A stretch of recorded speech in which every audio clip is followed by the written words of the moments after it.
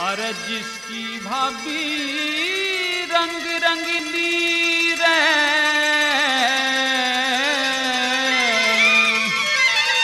कह दे।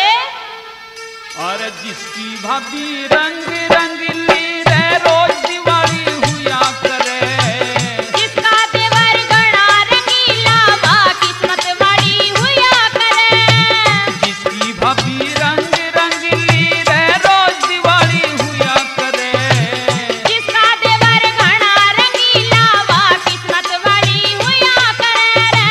जिसका देवर गणा रंगीला, वा किस्मत वाली हुआ करे।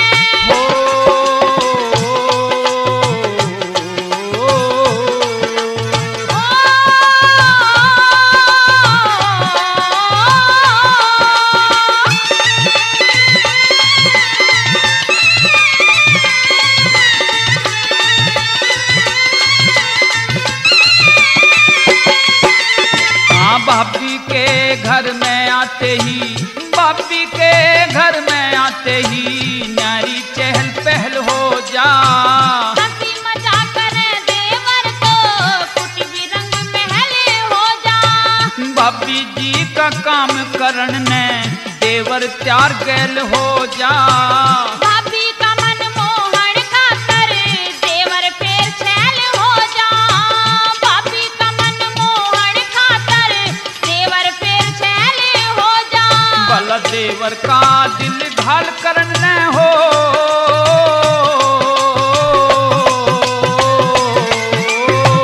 देवर का दिल घाल करन ने रे, रफल दुनाली हुआ करे।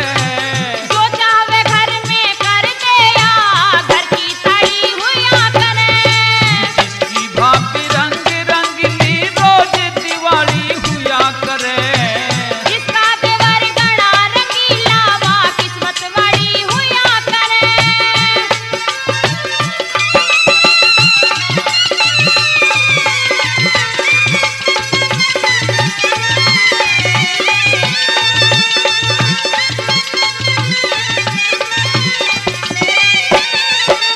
हाँ मस्त महीना फागण का, भाभी मस्तानी हो से। देख रंगीले देवर ने भाभी मीवानी हो से। रण मिल के होली खेले जब, तो मनमानी हो से। प्रेमी सा देवर भाभी कजू वर्मा कमानी हो से। प्रेमी सा देवर भाभी कजू वर्मा कमानी हो से। सामन के माँ बिन भाभी के रे, सामन के माँ बिन भाभी के झूल भी खाली हुआ करे। जब प्यार से देवर पेंग बढ़ावे, तो प्रेम पजाई हुआ करे। जिसकी भाभी रंग रंगली, रोज दिवाली हुआ करे। जिसका देवर गणा रंगीला, वा किस्मत वाली हुआ करे। हाँ, जिसका देवर गणा रंगीला, वा किस्मत वाली हुआ करे।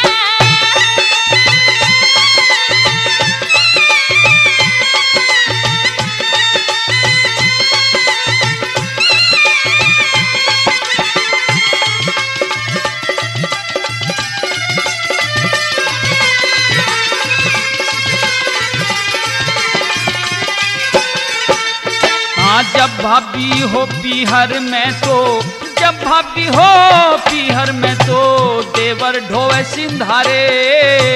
करे साड़ियों से ठट्टा, देवर के हो पोपारे।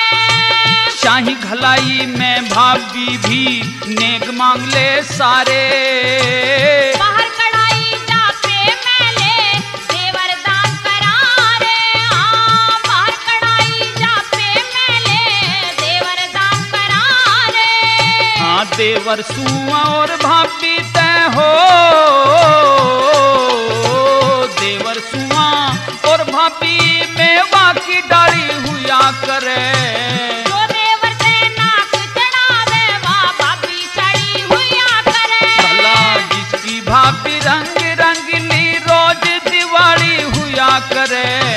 जिसका देवर गणा रंगीला, वा किस्मत वाली हुआ करे। हाँ,